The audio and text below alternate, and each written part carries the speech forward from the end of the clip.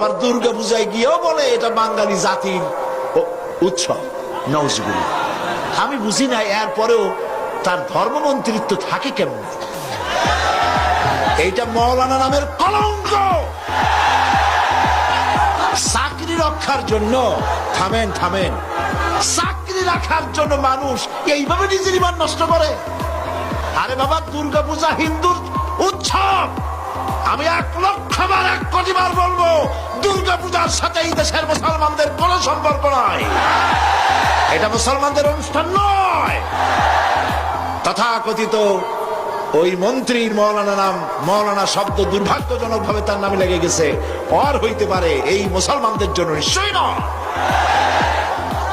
এটা হিন্দু ভাইয়েরা তাদের ধর্ম পালন করুন, আমাদের আপত্তি নেই। আমরা ঈদ করি, তারা পূজা করবে, কিন্তু ওইটা আমার উৎসব। এই কথা কেন বলবো আমি? হিন্দুরা কি কোনোদিন বলে যে ঈদ আমাদের উৎসব? তো তুমি তোমার চাকরি রক্ষার জন্য এত পাও চাটো কেন?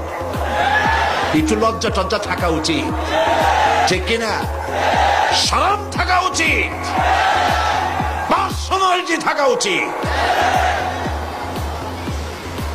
এই সব মঞ্চে গিয়ে গৌতম বুদ্ধের প্রশংসা, তার আদর্শই ভালো, ওর আদর্শ ভালো, মোহাম্মদ সাল্লাল্লাহু আলাইহি ওয়াসাল্লাম আদর্শ ভালো, তাহলে পার্থক্য রইল কি?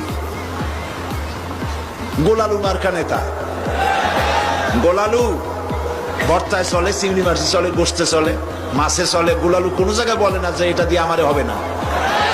কাজী ওরে পূজায় মণ্ডপেও চলে, ঈদের মাঠেও চলে, সব জায়গায় চলে, জাহান্নামেও চলবে। আমি কারোর সাথে মিশে যাই না।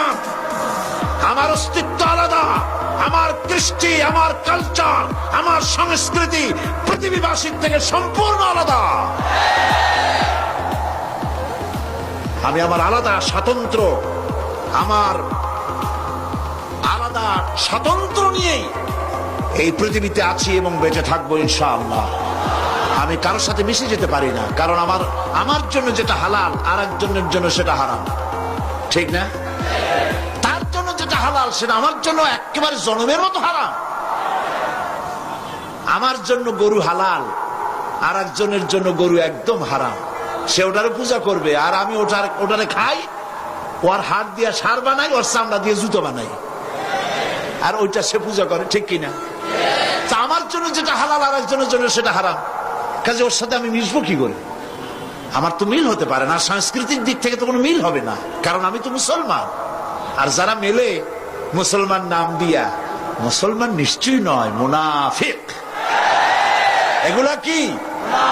নিঃসন্দেহে মুনাফিক।